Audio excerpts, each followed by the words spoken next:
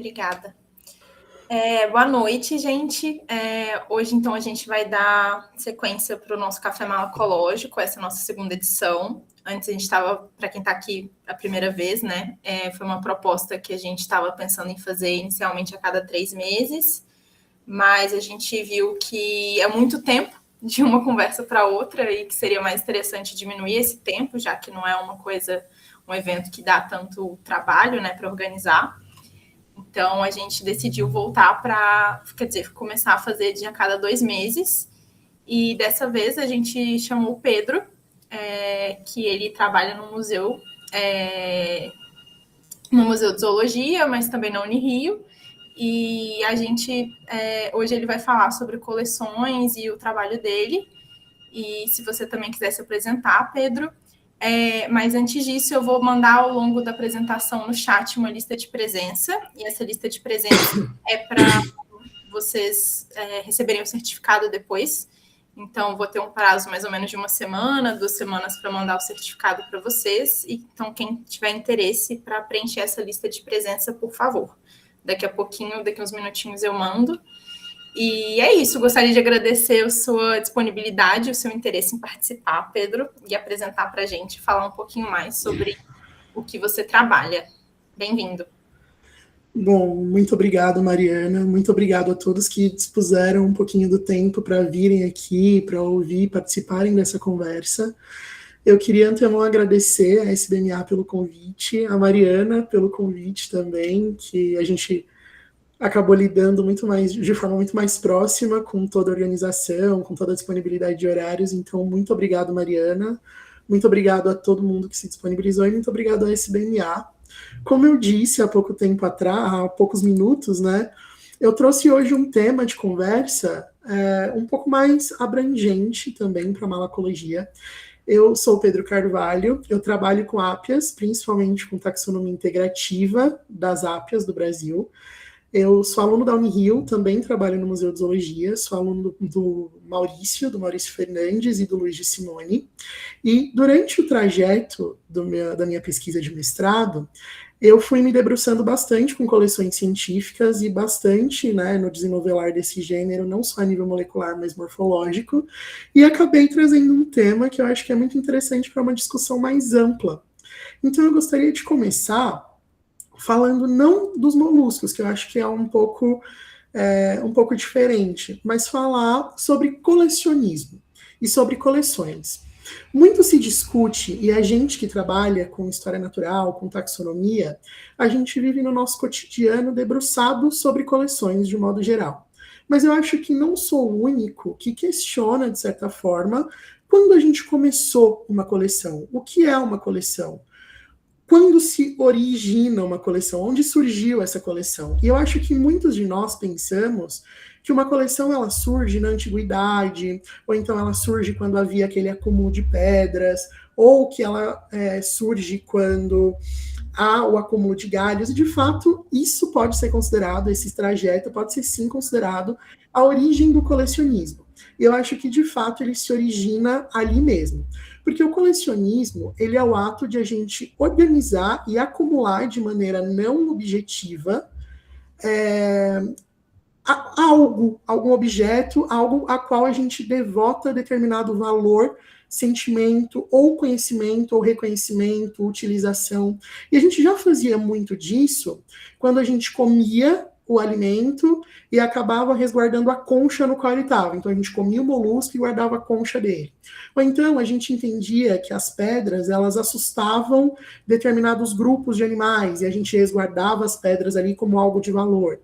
Ou então, quando a gente utilizava de alguns galhos para fazer fogo ou para usar de alguma outra maneira e acabava acumulando ele para que a gente utilizasse a posteriori. Tudo isso já era uma origem ao colecionismo, que tem uma origem mais definida mesmo na antiguidade. Então, Na antiguidade, a gente entende como colecionismo o ato de já entender o valor intrínseco e o valor dado a determinado objeto que está sendo acumulado ali. Então, a gente começa a entender o valor dos vasos de barro, o valor das armaduras que as mulheres dos geralmente mortos em guerra guardavam ali nos seus quintais e geralmente expunham para a sociedade conseguir ver, o que também começa na formulação e na origem dos museus. Então, a gente já começa a ter uma origem ali muito próxima entre coleção e museus, porque ambos têm como função guardar e armazenar determinados objetos de maneira organizada, mas que tem determinado valor atribuído a aquele objeto. Então, a gente começa na antiguidade com os vasos, a gente tem a cultura egípcia também, que guarda muito, e que também tem um valor muito atrelado ao colecionismo, e passa para o que a gente conhece hoje como a origem dos museus como a gente conhece, que são os gabinetes de curiosidades. Os gabinetes de curiosidades, eles foram formulados com o intuito de mostrar a riqueza, e não só a riqueza intrínseca ao objeto, mas a riqueza de uma população. Então, dentro desses gabinetes, a gente convidava pessoas muito ricas, pessoas que eram da autarquia daquela sociedade, para que elas vissem e, através daquele vislumbre que elas tinham com a coleção, elas começassem a sentir vontade de ter aquilo também e fomentassem monetariamente novas explorações. E aí, através dessas novas explorações, elas também adquiriam seus próprios gabinetes de curiosidade com coisas cada vez mais raras, e com isso elas iam adquirindo novas navegações, adquirindo novos itens de muito valor, e tudo isso origina o que a gente conhece hoje. Porque aquele gabinete, ele tinha por função resguardar, mas não de maneira muito organizada ou separada, que foi o que Linnaeus começou a fazer. Linnaeus, ele não necessariamente, na nova era de organização, começava a atrelar valor e organização aos objetos, mas ele começou a identificá-los. Então, ele já atrelava a eles nome, atrelava identificação, atrelava uma certa separação e uma classificação aos grupos que ele detinha dentro da sua própria coleção. O que deu origem ao que a gente conhece e começa a galgar como os museus de hoje em dia, os museus mais modernos, que também utilizam dessa característica de organização e identificação para fazer as suas exposições, não só de galeria, mas também as suas coleções e exposições de cunho científico. E é claro que na modernidade dos museus que a gente conhece hoje, a gente já entende que existe uma separação meio clara entre galeria, que é o que geralmente o público entra, consegue ver, e tem um modelo de identificação mais próximo com o que ele está vendo ali, e as coleções científicas, que não necessariamente são um pouco mais distantes do público, mas que inconscientemente acabam sendo mais distanciadas do público por conta do desconhecimento, muitas das vezes, de que ali naquele museu também há pesquisa sendo feita. E aí, é uma pergunta, né, que eu achei muito interessante, porque foi uma pergunta que me surgiu conforme eu estava montando a apresentação, que foi quando o colecionismo ele passa a ser científico, né? E o colecionismo ele passa a ser científico a partir do momento em que somatórias científicas de pesquisa começam a ser agregadas aos valores anteriores àquilo que a gente está fazendo hoje. Então, lá nos gabinetes de curiosidades, que a gente vai encarar como o início do colecionismo, a gente tinha por objetivo o colecionar mesmo do objeto, então a gente detinha o objeto para a gente maravilhava as outras pessoas e a nós mesmos com aquele objeto, e a gente exibia como um símbolo não só de poder, mas de riqueza e de conhecimento também, visto que muitas das vezes o que era discutido era que quanto mais a pessoa viajava e mais de culturas ela conhecia, mais sábia ela era. E, portanto, quanto maior o seu gabinete, mais chances você tinha de fazer novas expedições. Conforme o tempo foi passando e os valores foram sendo arraigados a essas coleções, os valores de pesquisa também foram sendo depositados sobre elas. E é claro, a gente mantém o valor de colecionar, maravilhar e exibir, mas junto dele, o valor de pesquisar, de comparar as espécies. Então, quando a gente questiona que uma espécie que ocorre na África e uma espécie que ocorre na Europa são muito parecidas, mas podem ser diferentes, a gente já está usando de um modelo comparativo para tentar entender como aquelas espécies agem, como aquilo aconteceu, coisa que nos gabinetes de curiosidade não era o objetivo principal. E através desse questionamento, a gente documenta a nossa dúvida, geralmente através dos nossos textos mesmos, ou com uma conversa com algum amigo que está ali, ou com algum especialista que também compartilhe o conhecimento e a curiosidade do nosso grupo, e a gente embasa essa nossa dúvida através das nossas hipóteses. Então, a gente cria uma hipótese perante aquela dúvida que surgiu, e diante dessa hipótese, a gente vai agregando objetivos e mecanismos para tentar entender como isso aconteceu. E através desse agregado, a gente passa a ter uma coleção que se torna científica, um colecionismo que se torna mais científico. E é claro que, diante desse amadurecimento, né, do colecionismo, a gente também tem que amadurecer a ideia de proporcionar e de parcimoniar as coleções no modo como elas são organizadas. E aí, portanto, hoje existem 2 grandes núcleos de organização de coleções.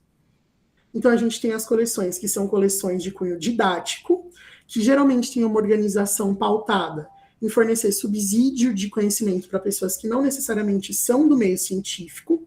Então, essa coleção ela é feita e embasada de modo a proporcionar uma experiência de aprendizado para as pessoas que são mais leigas no assunto que a gente está propondo a elas. Então, não necessariamente uma coleção científica, uma coleção didática, malacológica vai ser apreciada por um malacólogo, mas ela pode ser apreciada por um entomólogo, que não necessariamente entende o que a gente está expondo, mas se identifica de alguma forma, e através dessa coleção gera-se curiosidade para começar a questionar outros pontos de si mesmo na natureza e daquele indivíduo na natureza.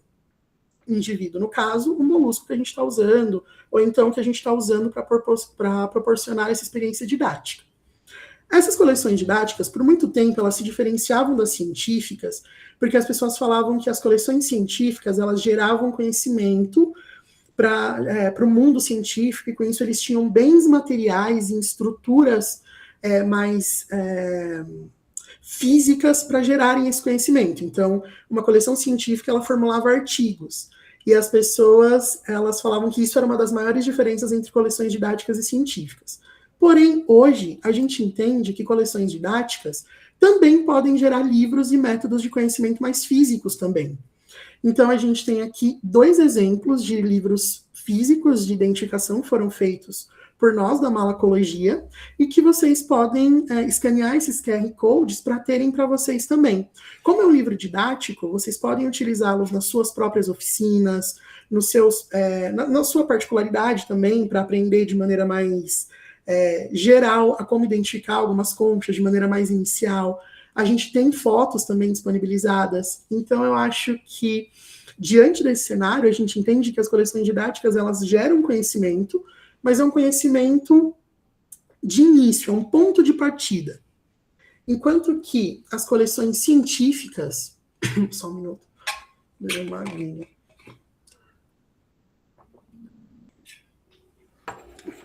Enquanto que as coleções científicas, elas têm um outro modelo de organização, que também vai gerar um conhecimento, mas para um outro tipo de público, um público que não necessariamente está nesse ponto de partida, mas que já está um pouco mais avançado nessa caminhada da compreensão dentro desse determinado assunto ou desse determinado grupo.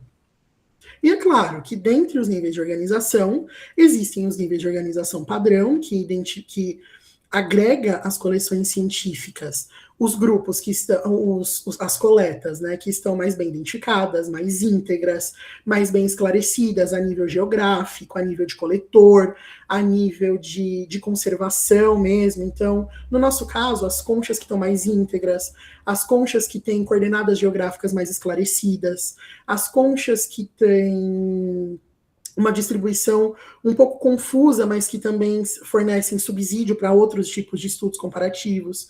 E é claro que, através das coleções científicas, a gente consegue fornecer também conhecimento físico, mas é como eu disse, para pessoas que estão um pouco mais adiante nessa caminhada. E uma pergunta que fica é: como as coleções científicas conseguem gerar trabalhos? Como elas conseguem ajudar na taxonomia?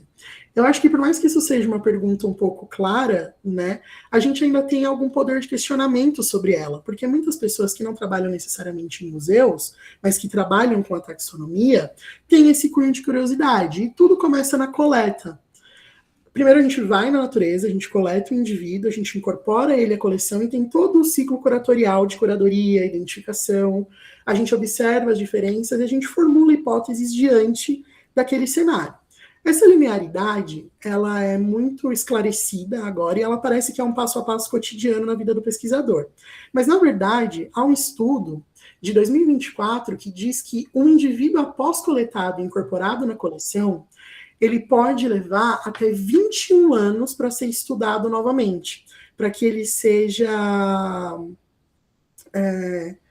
para que ele volte para a mão de um pesquisador e novamente seja estudado, seja visto. E é claro, né, para que ele novamente seja visto e, é claro, seja estudado. Diante desse cenário, a gente volta a falar sobre os modelos de organização e agora, dessa vez, um pouco mais voltados à molusca de fato. Porque dentro do nosso modelo de organização, por muito tempo, entendeu-se que o bicho, que o molusco de fato, era feito somente de concha. Então, além de o pesquisador ir na natureza coletar, ele também separava esse indivíduo antes de depositá-lo na coleção em 2 números de lotes diferentes. Então, ele separava a concha em um tipo de lote e o indivíduo em um outro tipo de frascaria com outro tipo de número agregado. O que dificultou muito ao longo do tempo e dos estudos, a gente conseguir entender o bicho como um todo. O que fez com que algumas descrições fossem baseadas em uma única unidade de caractere, que é, no caso, a concha. E dentre esses diversos indivíduos, os que eu mostrei anteriormente eram indivíduos do gênero Megalobulimus, e agora eu estou entrando, de fato, nas ápias. As ápias, elas foram indivíduos que foram claramente muito presentes nessa questão da geração de descrições baseadas em uma única unidade, que foram descrições de concha. Esses indivíduos, eles são microgastrópodas, são muito pequenos, e eles, além disso, ficam muito enterrados. Têm uma capacidade de ficarem enterrados em zonas muito sombreadas, muito úmidas, o que dificultava o encontro desses indivíduos em vida. E quando eles estavam, e após o falecimento, né, são canibais, então eles eram predados, e após essa predação, a concha ficava mais à mostra dentro desse campo. E aí era mais fácil de se encontrar. Portanto, muitas das descrições para a própria família Scolodontidae são baseadas em caracteres como os descritos aqui abaixo na apresentação, que são indivíduos de 3 a 13 milímetros, com concha discoide de umbilico muito profundo, uma concha deprimida e quase plana na parte superior, bem frágil, com crescimento rápido, uma abertura recurvada e um peristômio simples. Característica essa que é muito presente em muitos indivíduos, dificultando o registro, a catalogação e a identificação de estudos a posteriori para esse grupo. Então, conforme a gente foi galgando maior interesse e maior busca pelas ápias, né, e os índices de coleta foram se tornando maiores nas regiões onde elas ocorriam, a entrada desses bichos, desses indivíduos em museus era muito mais persistente, o que dificultava muito o trabalho de quem identificava esses bichos quando entravam na coleção. Aqui nesse gráfico eu mostro para vocês um estudo que eu fiz durante o meu mestrado, que foi de outras coleções, não só daqui do Museu de Zoologia, apesar dele ser uma das coleções que mais contribuiu, mas de quase todo o Sudeste, incluindo Rio de Janeiro e São Paulo. Então, na Fiocruz, a gente conseguiu ver 3,4% da coleção que era voltada à ápia, para o UERJ 22,4%, no Museu Nacional e na UFRJ a gente conseguiu também 3,2% e 2,5% para entender como essas identificações eram feitas. E diante desse cenário, a gente conseguiu ver que 9,8% dos indivíduos eram de vitrina, de ápia identificada como ápia vitrina, 49,3% era de Apia pillsbury e 21,1% era de Apia yering. Note que essas 3 espécies, elas compartilham características muito comuns e a espécie que mais se mostra presente é uma espécie que compartilha características de concha muito similares a outros indivíduos na sua fase jovem de desenvolvimento. A Apia pillsbury, ela é um bicho muito pequeno, com uma concha bastante comum e muito parecida com aquilo que a gente viu nas descrições anteriores para o próprio grupo.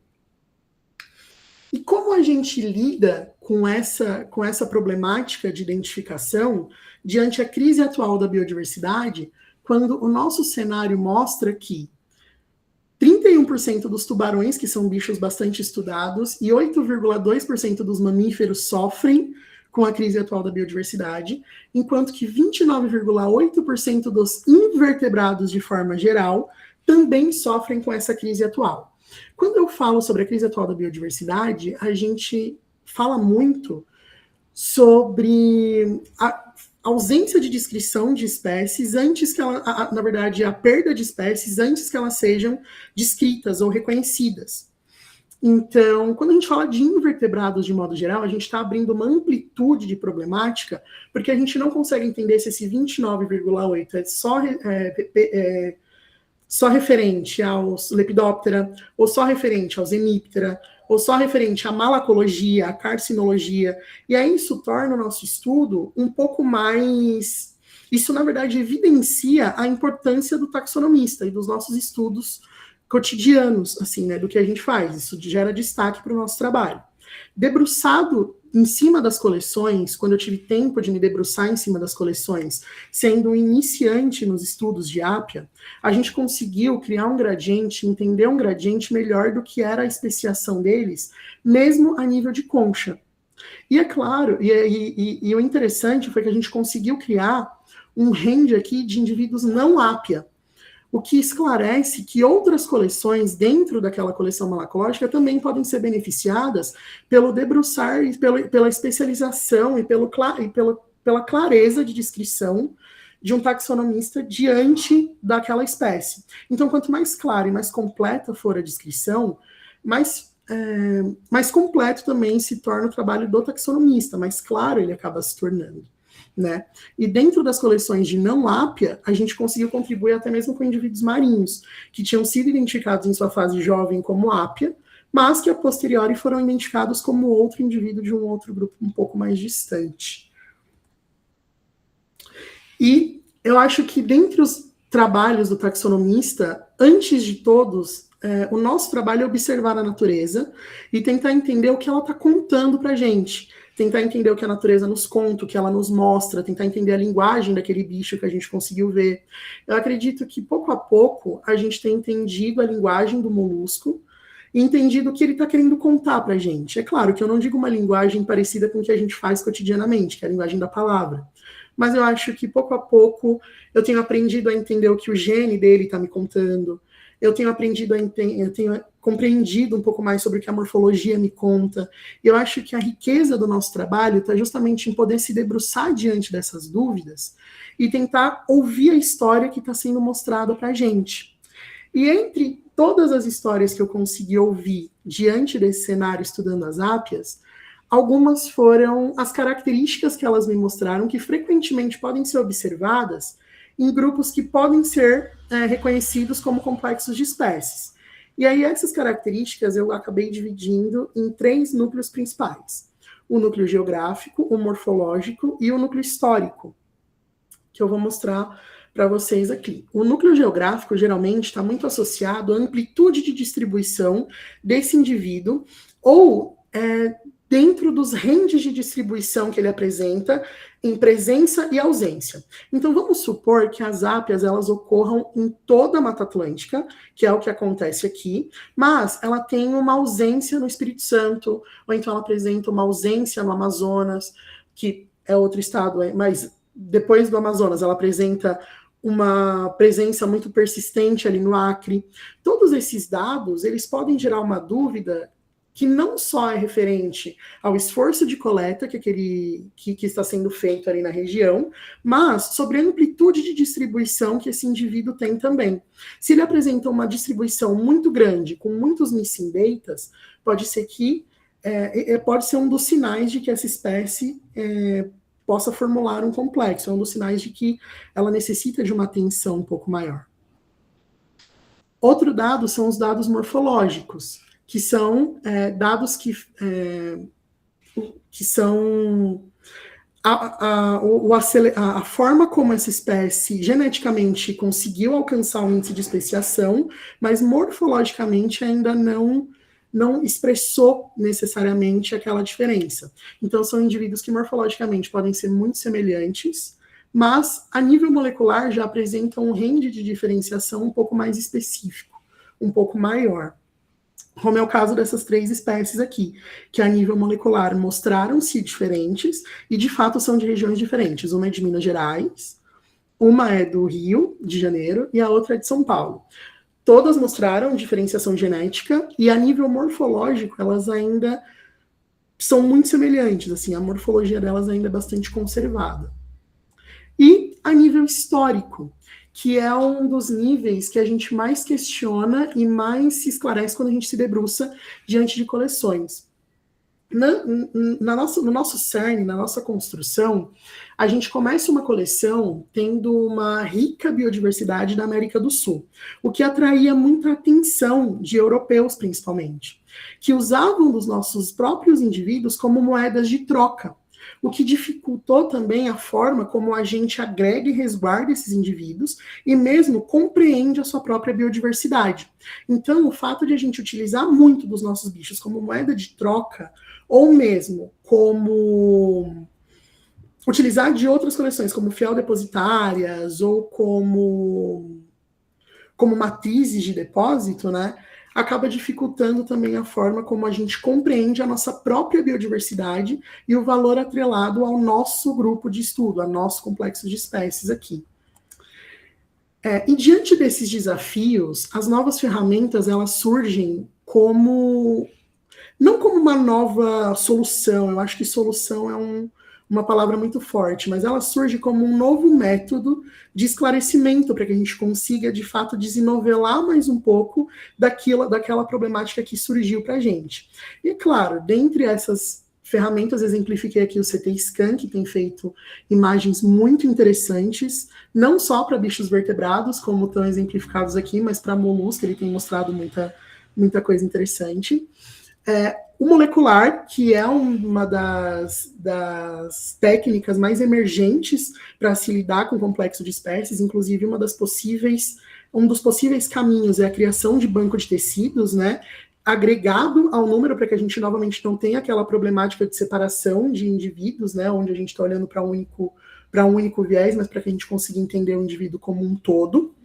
E as ferramentas de inteligência artificial, que é onde tenho atacado um pouco mais, também a fim de esclarecer e de tentar entender um pouco mais como essas ferramentas de inteligência artificial, através de identificação de padrões de complexos de espécies, podem ajudar a gente a esclarecer um pouco sobre esses determinados padrões, sobre complexos de espécies dentro de próprias coleções. E é claro que a inteligência artificial, ela tem seus vieses, ela tem suas problemáticas, mas ela pode ajudar a gente aí como uma nova possibilidade também, é um dos caminhos que a gente pode ter como possibilidade.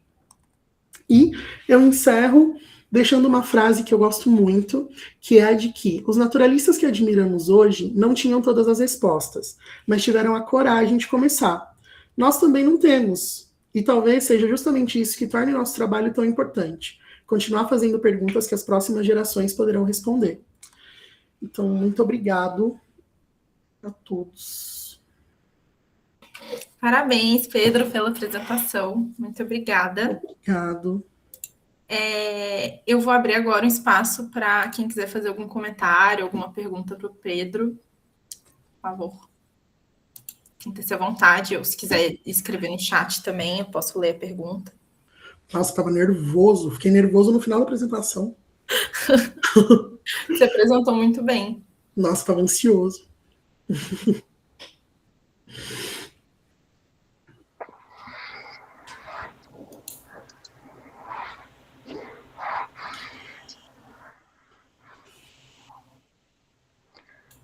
Você quer falar, Lenita? Ninguém vai falar? Ninguém vai falar, ninguém vai falar. A professora Sônia mandou aqui no chat uma abordagem muito boa. Muito obrigada, professora.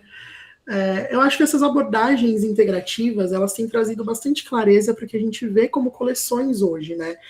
Eu acho que muitas pessoas entendem a molecular hoje como uma solução para muitas problemáticas, e eu concordo que, de fato, ela aborde um viés muito importante daquilo que a gente antes não conseguia enxergar.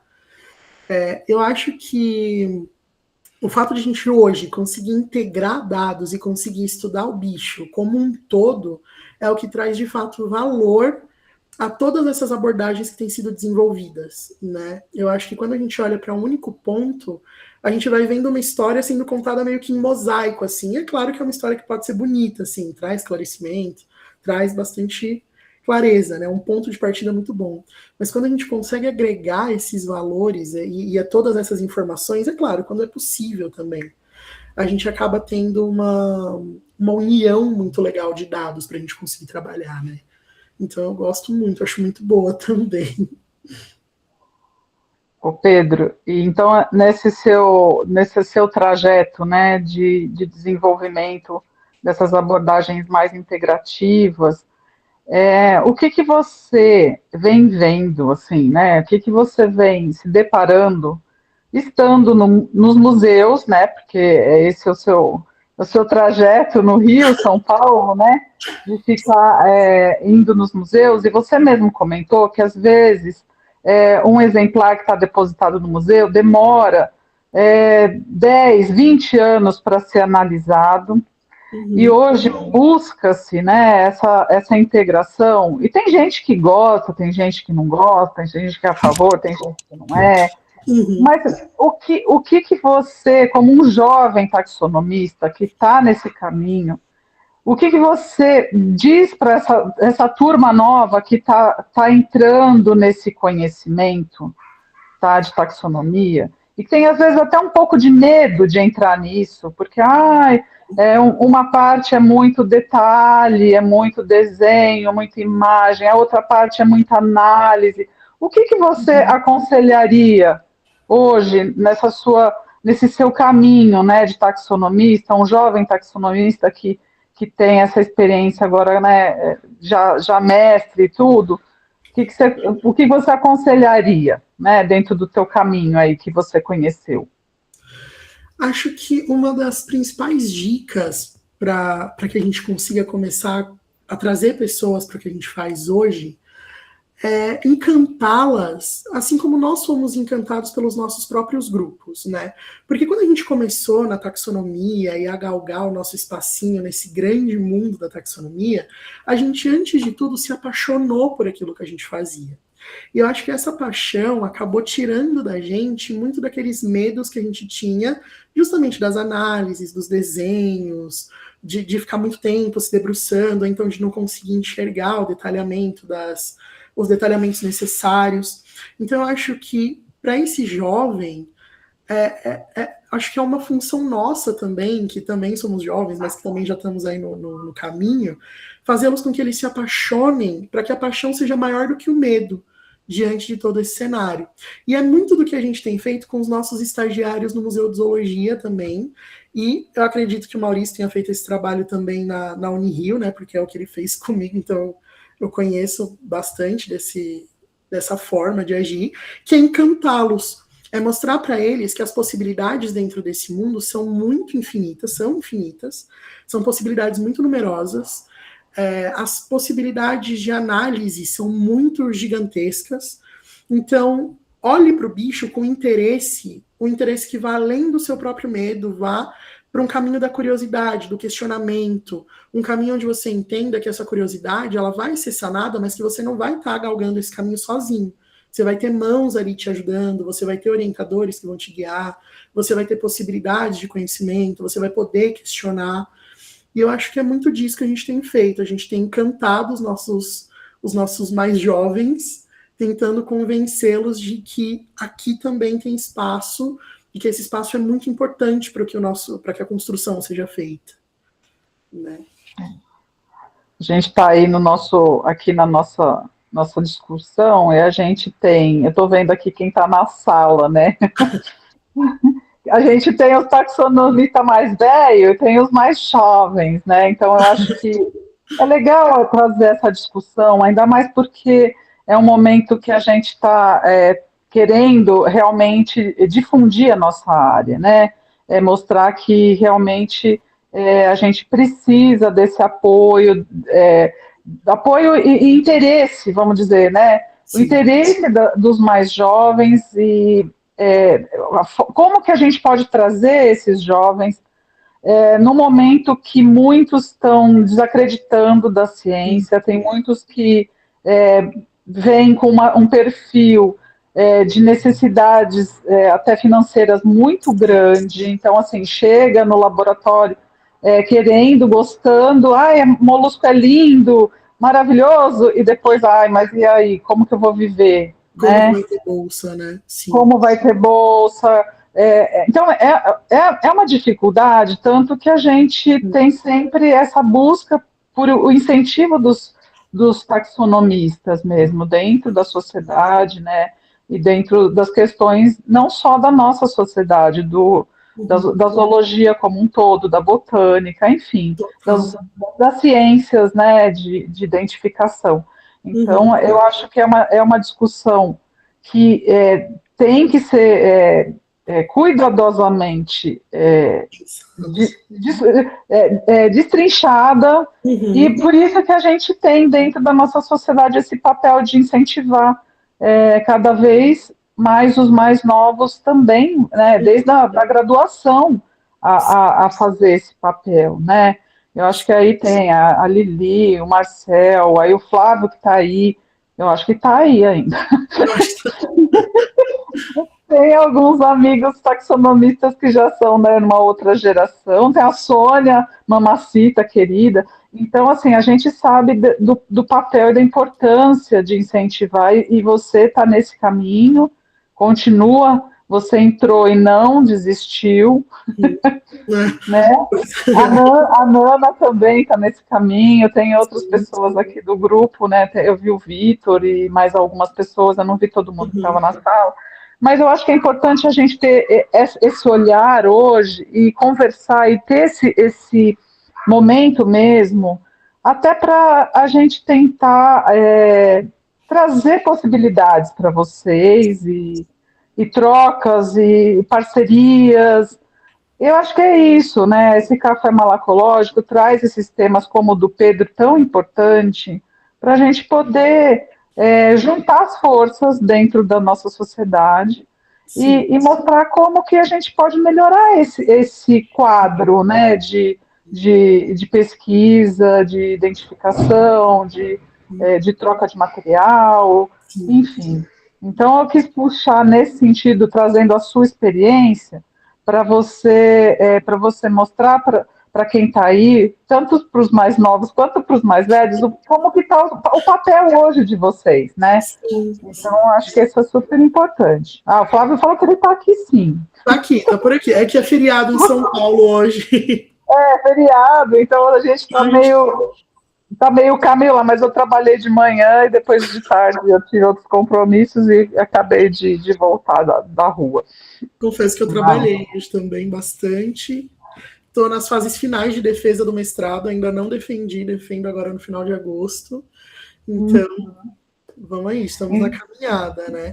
E uma das coisas mais interessantes que a gente pôde discutir aqui, Lenita, que você trouxe, foi justamente esse incentivo monetário para o jovem taxonomista, né? Eu e Nana, nós temos alguns estagiários no museu que a gente tem desenvolvido projetos muito legais com eles, e muitos trazem justamente essa problemática. E dentro do artigo que se chama Dark Extinction, eu posso até mandar para vocês depois um artigo muito legal, que tem vários vieses de taxonomistas de diversos lugares do mundo que falam sobre impedimento taxonômico na era da crise da biodiversidade. Um dos maiores impedimentos é justamente o impedimento financeiro, e uma das coisas que eles fizeram de cruzamento de informações foi justamente a ausência de incentivo financeiro diante do modelo científico ali daquela região, daquele país, e o tempo em que o material fica depositado na coleção após a coleta, para ser estudado, fazendo um paralelo entre os incentivos, né, os alunos que estão ali, que conseguem bolsa, que conseguem financiamento, ou mesmo financiamentos para estudo, de lugares mais emergentes e lugares que tinham uma situação um pouco mais rica mesmo, né? E assim, quanto maior investimento a gente faz, eu acho que isso é meio claro, menos tempo aquela espécie fica parada na coleção, porque mais mão de obra vai se debruçar sobre ela. E aí existe um range máximo que foi de 25 anos de uma espécie depositada, para que alguém fosse estudá-la, né? E aí, quando ela foi estudar, já era uma região que estava bem antropizada, já era uma espécie que estava bem assim, não estava perdida, mas era uma espécie bem rara de peixe. E uma outra espécie de peixe de um lugar bem mais potente financeiramente, que passou apenas 3 anos na coleção antes de ser estudado. E aí conseguiu-se criar um subsídio maior para a proteção do determinado lugar. Então, eu acho que o ponto que você trouxe sobre financiamento na nossa carreira de taxonomistas e esse incentivo financeiro para nós que estamos começando, né, e até mesmo trazendo novas pessoas, é fundamental, assim. Eu e a Nana, a gente está com uma aluna muito legal, que está gostando bastante das arquitetônicas, tem uma outra que está estudando agora os argonautas, e a gente está insistindo, está trazendo, está fornecendo algumas coisas de maneira EAD agora, nesse período de férias, em que eles não têm o passe livre aqui em São Paulo para conseguirem acessar o museu. E a gente vai contornando essa situação como a gente pode, né? Mas é claro que chega uma hora que isso pesa muito na vida, né, de um jovem adulto que está aí tentando galgar o seu caminho. Então, é um excelente apontamento. E difícil o apontamento, né? Eu também fui bolsista a vida inteira, então eu entendo essa dificuldade, né, de você começar a sua vida profissional, fazendo estágio, precisando ter um recurso, até às vezes para ir para a instituição, né, para fazer pesquisa, às vezes não é dentro da universidade, é que nem eu comecei no Instituto Butantan e foi por ser perto da minha casa e ter malacologia. Então, não era uma coisa assim, eu gostaria de fazer outro tipo de pesquisa inicialmente, com uma parte mais marinha, sempre água, sempre gostei de água, sempre quis trabalhar com animal aquático. Então, eu entendo que às vezes o aluno tem essa dificuldade, assim como eu tive também, né, de me colocar num lugar que eu via que era aquilo que eu gostava e que eu ia conseguir desenvolver. Então, junta a sorte, junta o esforço, junta a possibilidade, junta a abertura de um profissional num departamento que te acolha. Então, são alguns fatores, né, que fazem vocês criarem vínculos e continuar. Um deles, muito grande, claro que é o financeiro, mas além do financeiro, tem toda essa questão da abertura, da possibilidade, do incentivo, né? Então, são vários fatores que a gente tem que pesar e que são importantes para a carreira de vocês e para a carreira de qualquer pessoa, mesmo que ela já tenha passado da fase de graduação, pós-graduação. Isso é a vida inteira da gente, né? Sim. Mas eu acho que o que você trouxe para a gente de importante é o quanto que é necessário esse empenho, né, de buscar esse material que é tão rico, que está depositado, o quanto que ele é importante ser bem classificado e bem armazenado, todo esse critério, esse cuidado, né? Eu acho que isso foi muito bacana que você abordou, e a importância disso, né, para o conhecimento científico, né? Muitas coisas do nosso desenvolvimento científico e tecnológico, eles partem da identificação bem feita de um animal, de uma planta, né, e tudo mais. Então, obrigada mesmo, Pedro, pela sua participação, boa sorte aí no mestrado. Obrigado. Praticamente mestre já, né? Tomara. Então, parabéns aí para o Maurício também que está aí e toda a equipe aí que te ajudou. Muito obrigado. Pronto, falei. Depois eu falo da sociedade, tá? Mas agora deixa o pessoal conversar aí um pouco também. Alguém quer fazer mais algum comentário, gente? Eu vou aproveitar para convidar, para parabenizar, claro, o Pedro, né? Oportunidade bem bacana ele apresentar. E convidar já para a defesa do mestrado do Pedro. A gente não tem uma data ainda muito definida, mas com certeza será na última semana de agosto, né, Pedro? Isso. Não vai poder passar disso, que ele já está na prorrogação. Não vai. E a gente vai passar o link, quando tiver a data certinha, a gente vai passar o link para vocês, aí sim aprofundar mais no universo da ISAP e escolodontida em geral, né? Hoje ele deu um enfoque mais no papel das coleções e tal, e vai ser uma discussão taxonômica bem bacana, né? Tá a parceria, então, com o Luiz Simone, orientando o Pedro mais na parte anatômica, e eu aí um pouquinho mais na parte molecular, e, enfim, depois. Eu não quero adiantar nenhum dado interessante, não, mas tem dados interessantes. Vão ser bem bacanas. Deixa para a próxima, né, Mal? É isso aí. Valeu, obrigado. Depois que ele defender, aí ele volta aqui fazer outra live. É. Para contar como foi. Com certeza, mostrando mais dados dessa vez. Depois passa para a gente o convite, que daí a gente posta lá no Instagram, a gente põe no grupo de WhatsApp, tá bom? Com certeza. Obrigado.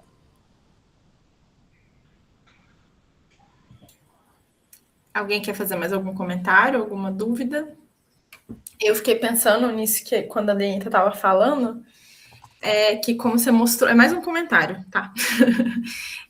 Sobre a importância de ter parcerias também, porque tá aqui, né? O pesquisador ele tem que fazer essa busca de quais instituições têm o material que ele quer trabalhar, mas no estudo de complexos de espécies, como que é relevante ter várias parcerias, porque às vezes você está falando sobre o bicho que você está trabalhando e a pessoa tem no laboratório dela que você não procuraria, isso não é um museu ou não é uma coleção super conhecida. Então, eu fiquei pensando nisso, porque você mostrou as várias instituições que você foi no Sudeste, mas, assim, eu trabalho com bicho de distribuição muito mais ampla, né? E aí, fiquei assim, nossa, imagina alguém que trabalha com bichos que o complexo, ele é muito, pode estar numa ampla distribuição, como que é relevante ou importante ter contatos para ter acesso a esse material, né? Sim. Saber que ele existe. Teve um caso recente, que foi o caso de umas máquinas, que, se eu não me engano, que foram encontradas em uma coleção muito particular, uma coleção muito específica, mas que tinha algumas características mesmo de conchas que eram super diferentes, assim, de uma região que hoje também já não se encontram mais aquelas máquinas.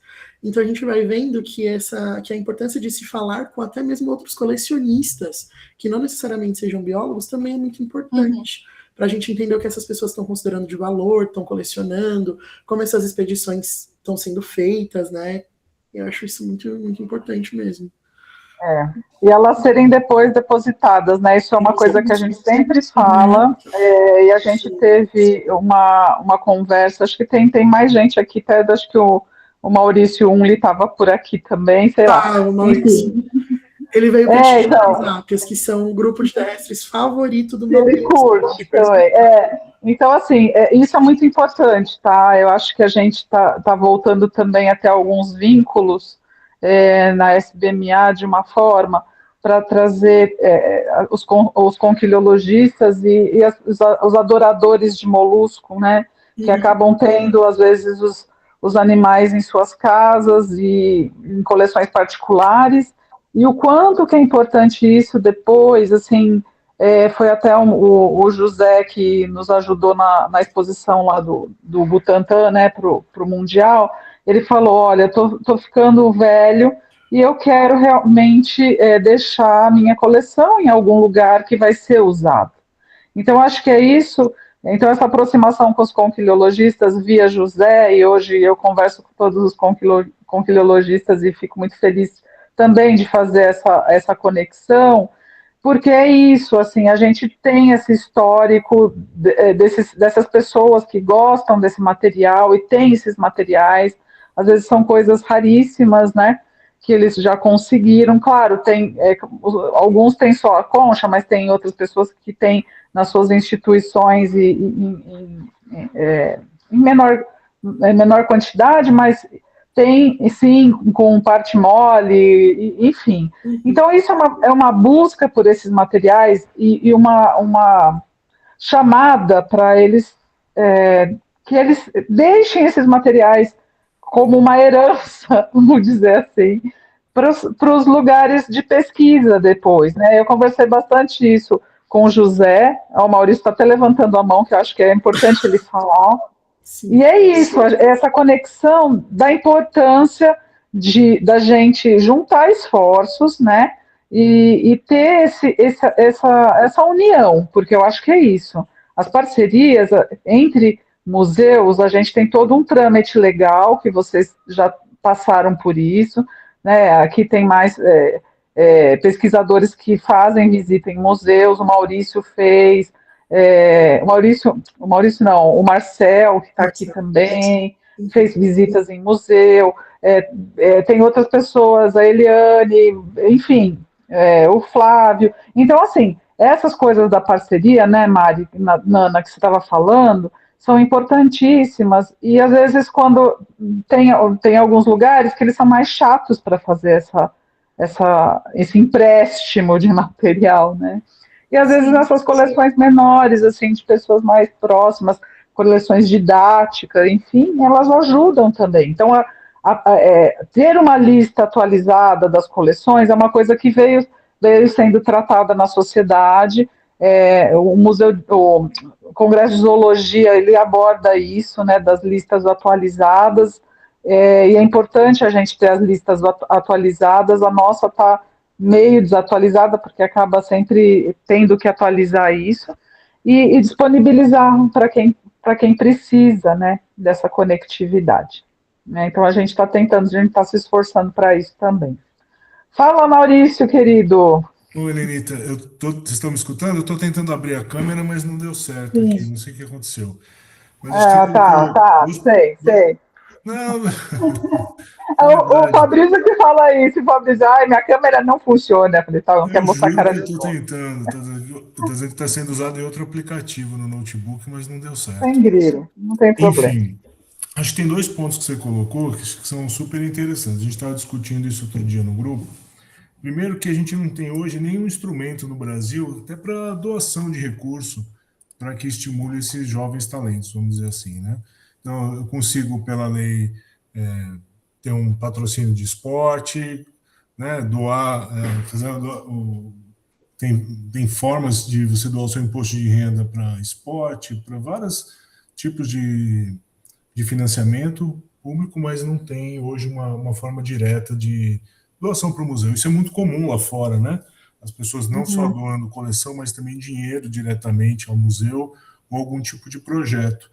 Talvez, não sei, acho que talvez nem seja possível hoje, não sei que seja uma lei Rouanet, um projeto específico, mas a gente pensa muito nisso, né? Porque além da coleção, você tem várias pessoas que têm paixão pelo assunto e poderiam até ajudar a financiar parte dessa pesquisa, né? Da pesquisa mais aplicada. Eu acho que pode, deixa eu só te ajudar, Maurício. Você pode doar para a nossa sociedade, a sociedade pelos editais que a gente faz para os alunos. Tem gente aqui, a Larissa até mandou um coraçãozinho, que acho que dela foi um dos contemplados. Então, assim, a gente está fazendo isso, né? A gente está conseguindo aumentar o número de bolsas de auxílio para os estudantes a partir do dinheiro que a gente arrecada na sociedade, e a gente consegue cada vez aumentar mais o número de pessoas agraciadas pelo seu esforço, né? Acho que ter essa bolsa. Pessoas físicas e empresas, né? Porque mas pode direcionar para nós, né? É claro, isso não sei como, a gente não tem mecanismo legal para desconto de imposto de renda. Isso.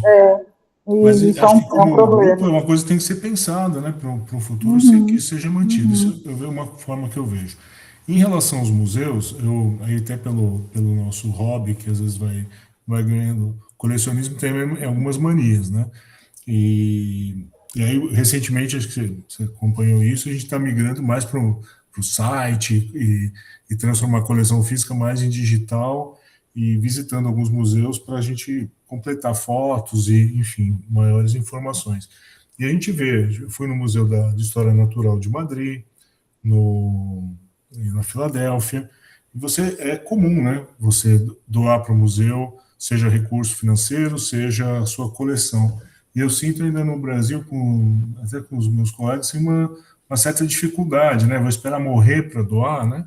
Então, eu vi na Espanha um negócio bem legal, que eles tinham, você faz a doação em vida e, de alguma forma, o museu mantém a coleção, as relevantes, mais importantes, elas são mantidas num lugar separado, ela não é dispersa, né? E garante a pessoa que ela pode doar e vai poder visitar o museu quantas vezes quiser para visitar a coleção, ter acesso. Então, talvez algumas coleções que a gente conhece no Brasil que são mais importantes poderiam já estar no museu E eu vejo dos colecionadores medo, né, de doar e aquilo ser disperso, não sendo pesquisado, Foi o que o José falou. ser Vou encaixotado. pôr lá e vai ficar no canto. Mas a gente tem Uma também visão hoje. antiga, entendeu? Por isso que eu acho que assim, essa aproximação vai valer para isso também, Lenita, de as pessoas entenderem isso, saberem o que é relevante doar para o museu, o que não é, né? Aí o Pedro sabe, até me ajudou a fazer um sacrifício aí um mês e meio atrás, que eu tenho pena de matar os bichinhos. Eu levei lá para o museu e ele foi. Ele que dopou e matou um animal. Então, sim, mas se você me perguntasse isso há 10 anos atrás, eu não ia saber identificar o que é de relevante de entregar para o museu ou não, né? Ou só vou separar o bicho e deixar a coleção numa gaveta, a concha numa gaveta. Eu acho que a gente tem alguns mecanismos interessantes hoje, por exemplo, coleções didáticas, né? A gente tem uma importância grande de ter coleções didáticas dentro das universidades. Acho que a Eliane está aí também, que gostaria de receber. Eu lembro da Mércia, na época, lá no Espírito Santo, que ela recebia também, que eram pessoas que cuidavam das coleções didáticas das universidades e que isso serve para a aula, né, serve para demonstração, que eu acho que isso é importante também, né, porque são nos centros universitários que a gente cria esse vínculo com os estudantes, né. Então, a gente tem caminhos importantes também, além do museu, para ter essas coleções como uma forma de recurso, né, para que eles tenham acesso a uma diversidade maior, né, de material para estudar. E aí você começa a conquistar o aluno desde a graduação. Eu na zoologia, era minha paixão. Então, assim, é ali que você começa a ter um amor ainda maior por um determinado grupo, né? Se você tem uma experiência bacana, né? Então, eu acho que algumas coleções didáticas também são importantes. O Flávio, lá na Unicamp, também tem um cuidado muito grande com a coleção didática dele, né? Então, acho que é isso. Tem alguns caminhos aí que eu acho que são pessoas que estão empenhadas em cuidar com carinho e com maior amor, assim, sabe? A Sônia está até completando isso aí, ó, sobre as coleções. Diga, mamacita.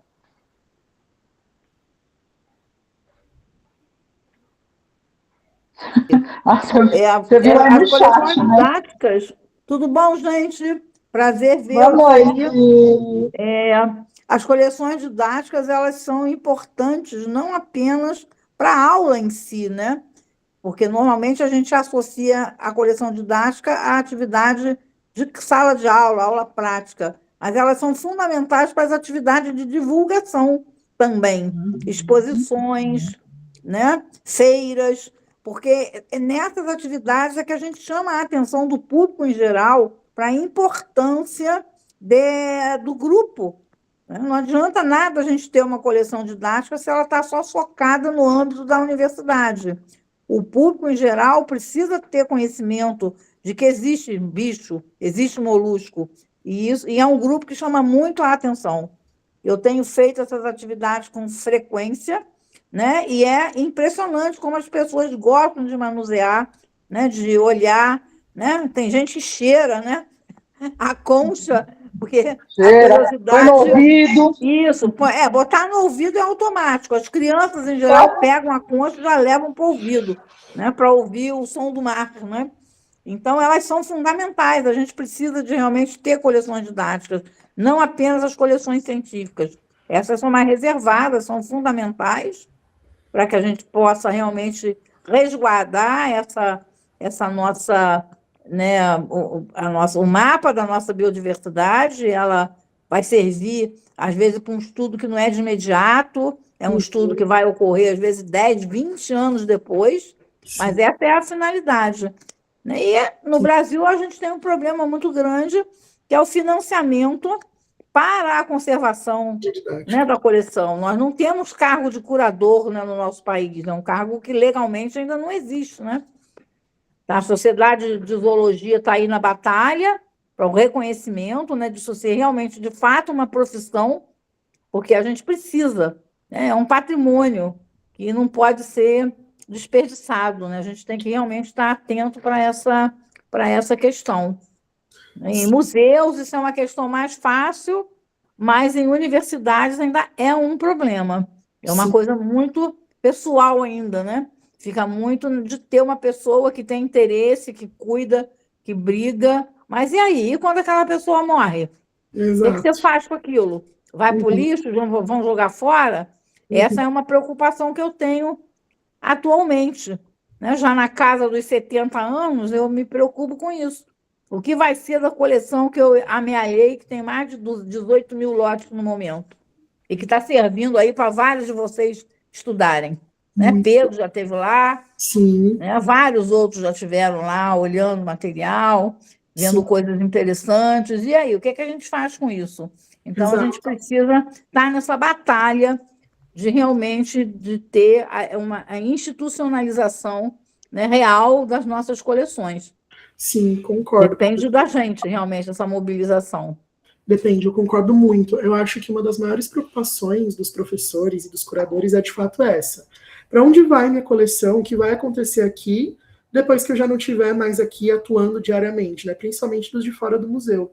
Então, é uma preocupação grande que eu tenho ouvido de alguns docentes mesmo, que não necessariamente são de museus, mas que são da malacologia.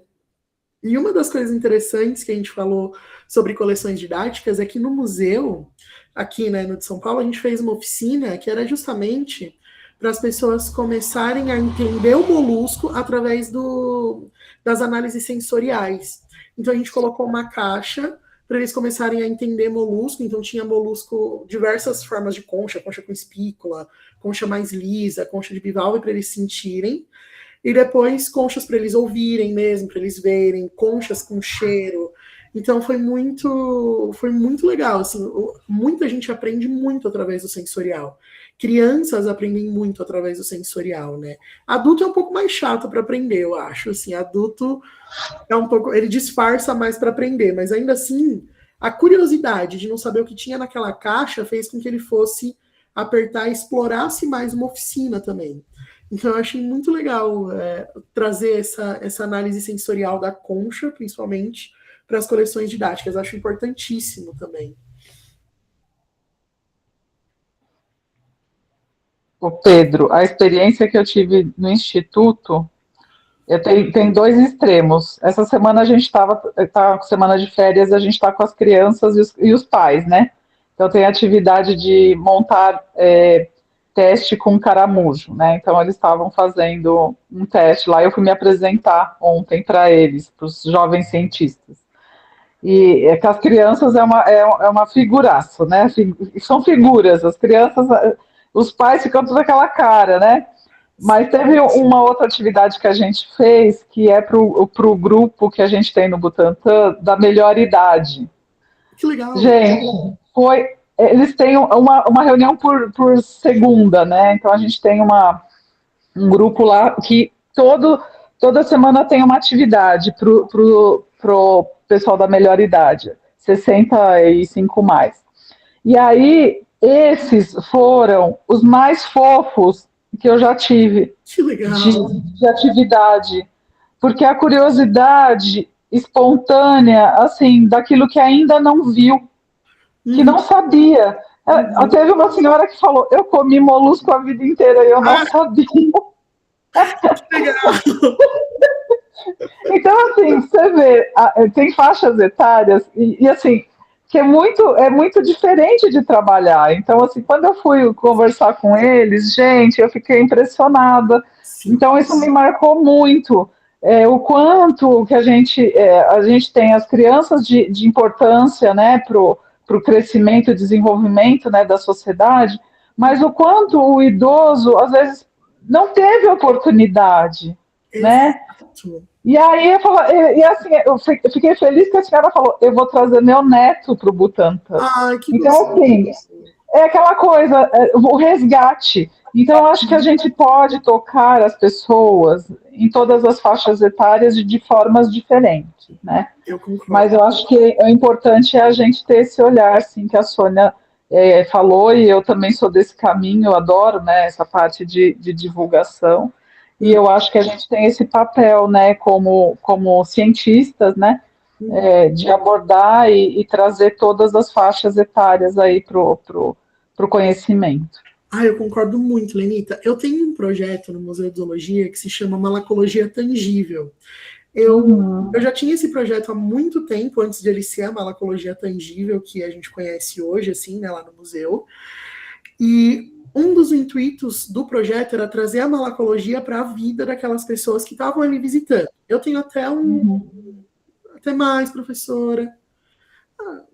A Sônia vai ter que sair. A gente daqui a pouco encerra também, mas só complementando. Dentro da malacologia tangível, até mais, muito obrigado pela presença, fiquei muito feliz. Nada, foi ótimo, foi lindo. Continuem com essa iniciativa, que ela é muito boa. Mas eu tenho que sair mesmo, gente. Beijo a todos. Até mais. Beijo, querida. E aí, Lenita, dentro da malacologia tangível, a gente conseguiu separar ranges de pessoas justamente pela forma como elas iam se identificando com aquela mesa de exposições. É verdade, tirar foto, tem bastante gente saindo. A gente já... Tira foto, é verdade, tira foto. Quem pode tirar? Eu estou no celular, não dá nada. A gente já tira para... Mas aí, só para complementar, eu acho que é muito legal a gente trazer a discussão da malacologia tangível para cá um dia, para a gente falar sobre vamos as coleções didáticas de vários grupos. Trazer essas experiências didáticas, né? E eu acho que é importantíssimo, importantíssimo. Tô dentro. Me chama aí que a gente conversa. Combinado. Muito obrigado. Tá, eu posso tirar o print aqui, só todo mundo abrir a câmera, quem ainda tá fechadinho. Se quiser sair na foto. Abre a câmera que você quer sair na foto.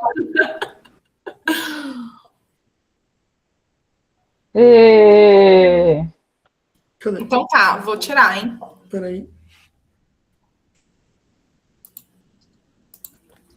Peraí que eu tô mandando no grupo e vou tirar outra, peraí. Eu tô aqui toda largada, mas tudo bem. Vou tirar outra, sorri aí. Pronto. Oi? Show, Mari, obrigada. Marinana, eu não sei se eu chamo de Mari ou se Marinana. Para o nome de cobra, né? Marinana, na verdade. Meu Deus. Verdade. Bom, gente, eu gostaria de agradecer a participação de todo mundo. Eu sei que a Lenita quer dar uns informes também da sociedade, então só para esperar um minutinho para ela falar, mas agradecer a presença de todo mundo e do Pedro também. Muito obrigada. Por ter vindo falar com a gente. Muito obrigada. Eu vou dar uns informes, o Fabrício também entrou aí, se o Fabrício quiser começar a dar os informes, aí eu falo só o que faltar, que eu vi que ele entrou aí também. Oi, pessoal, boa noite para todos, sempre bom falar com vocês. Eu estou em trânsito agora, não vou conseguir falar, mas só parabenizar toda a organização da SBMA, a Mariana principalmente, né, por ter encabeçado isso, e o nosso querido Pedro, né, por essa palestra incrível, um assunto super bacana, que sempre gera aí uma discussão super legal. Então, um beijo a todos aí, eu vou passar a palavra para nossa querida tesoureira. Afinal de contas, é ela que sabe tudo, né? A mulher do dinheiro, então é ela que resolve. Sei nada, sei de nada, não vem não me joga nessa roubada. Bom, enfim, algumas coisas, né, que a gente vem trabalhando aí e que é bom sempre a gente lembrar vocês, né? A gente está com essa chamada no e-mail. Todo dia 5, o Marcel me ajuda mandando uma mensagem para quem puder deixar a situação regularizada da sociedade, justamente para a gente ter o caixa, para a gente poder fazer essas atividades que a gente faz com os alunos, né, de pesquisa e tudo mais, para levar para evento, fazer os editais, né, de evento e tudo mais, tá? Então, quem já pagou, fique tranquilo, já recebeu o seu recadinho lá, parabéns, está em dia. Às vezes eu me atraso um pouco, né? Eu vejo uma vez por semana só o e-mail da sociedade, então pode me chamar se precisar de recibo antes, né, desse prazo, que daí eu entro no e-mail e faço. Mas é só para avisar que isso está sendo automático todo mês, então quem já acertou tudo bem, mas ainda tem gente para acertar, então só para fazer essa lembrança que é uma coisa que a gente está tentando colocar em dia, para a gente ter esse caixa aí para fazer essas atividades, inclusive o ano que vem a gente tem o EBRAM, né? Então a gente está começando aí a movimentação, o Fabrício com a Stefane, para começar as organizações do próximo evento, então a gente conta com a colaboração aí de todos os sócios, isso é uma coisa. A outra coisa a gente está com essa iniciativa que o Fabrício colocou para a gente de fazer os pins, né, da sociedade. A gente começou agora a organizar para poder ver como vai receber. Quem for para o Clama e quiser que eu leve, já me avisa, que eu levo já, né? Vou levar para lá e vou fazer a divulgação lá no Clama em agosto. Que mais? Deixa eu lembrar o que é. Saiu o nosso primeiro número da Molluscans Horizon, né, Marcel? Marcel está aí para colocar para vocês. Iniciou mais uma iniciativa aqui, né, que veio do Rodrigo Salvador e que a gente abraçou e está começando esses trabalhos. Então, é mais essa atividade da sociedade, junto com o Rodrigo, com o Marcel, né, para a gente ter esse canal, né. A gente lançou também, divulgou também recentemente nosso info, que estava atrasado, a gente pediu desculpas, porque está um ano bem tumultuado para a gente, mas a gente já tem aí, está começando a receber as coisas para o próximo número, então, por favor, quem tiver fotos maravilhosas, lindas, quem tiver informativos que queiram divulgar, qualquer coisa relacionada, livro, filme, exposição, a gente coloca no nosso info, então a gente está aberto aí, precisando fechar o número, do próximo número, que vai ser em agosto, provavelmente setembro, porque em agosto eu vou estar fora, e vai ser um pouco difícil da gente elaborar, mas a gente está recebendo as coisas, então aproveitem para fazer a divulgação aí, né, das atividades de vocês.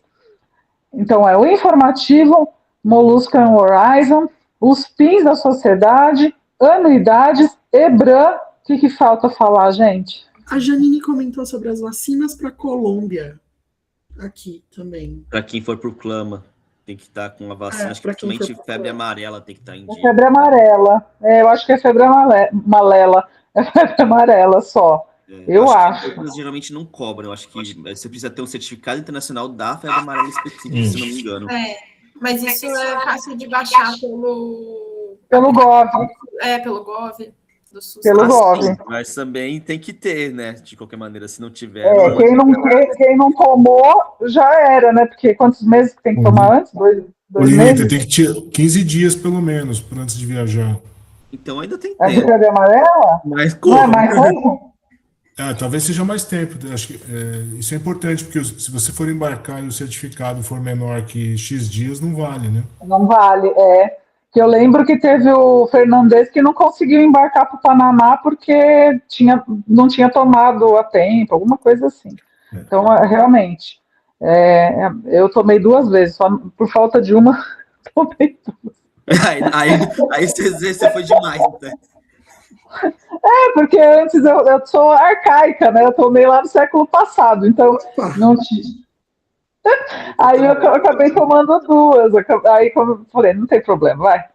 É super dosagem, não tem problema. Acho que eu vou sobreviver. Eu tô aqui ainda. Bom, gente, se eu esqueci alguma coisa da sociedade, podem lembrar aí. Eu não me lembro de mais nada agora também. Não sei se a Ana também tem alguma coisa para falar, mas acho que era isso. Sócios, se puderem, submetam trabalhos na revista, que tá bem legal. Modéstia à parte. Sim. E acho que é isso. Gente, muito obrigado novamente aí pelo convite e bom restinho de feriado, então, para todos nós. Que bom que vocês têm feriado. Sim. Aqui eu não mas eu tô trabalhando, gente. Também só tirei a tarde. Então, eu também trabalho. Instituto é instituto, gente. Tem que ganhar dinheiro aquele instituto, não pode parar. Pois é. Tem que fazer as vacinas, né? Tem que fazer muita vacina. E tem que fazer muita pesquisa para achar coisas novas. Muitas moléculas, muitas. Bom, Então, gente, Então, querido. Obrigada. Boa noite. Ana, muito obrigada aí pela organização. Eliane, por disponibilizar o link para a gente. Pedro, por dar essa maravilhosa apresentação. E aí, vamos organizando a próxima, né, gente? Sim. Com certeza. Até mais, gente. Beijo, Boa noite. Até mais.